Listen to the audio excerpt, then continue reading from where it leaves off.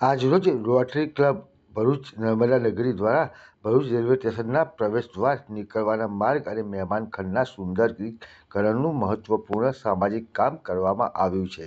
સ્ટેશનના પ્રવેશદ્વાર નીકળવાના માર્ગ પર જૂના ભરૂચ તથા શહેરના પ્રખ્યાત સ્થળોની આકર્ષક તસવીરો પ્રદર્શિત કરવામાં આવી છે, જેનાથી પ્રવાસીઓને ભરૂચના ઐતિહાસિક અને સાંસ્કૃતિક વારસાનું સુંદર અવલોકન થાય.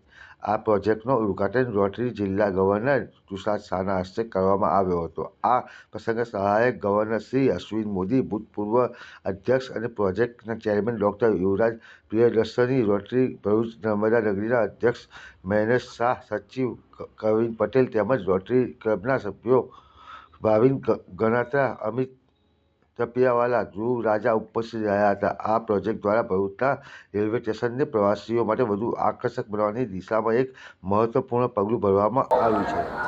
Rotarian Tushar Shah, district governor 3060, rotary 2425.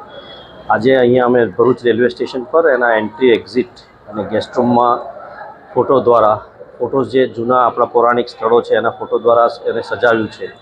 અને બ્યુટિફિકેશન કરવા માટે જે રોટરીએ અહીંયા બધી વ્યવસ્થા કરી છે એનું આજે ઉદ્ઘાટન કર્યું અને વિધિવત રીતે રેલવે સ્ટેશનને આજે સોંપ્યું છે, અને જેથી આવતા જતા લોકો આ નિહાળી શકે અને આપણી ધરોહરને બી માણી શકે. Thank you.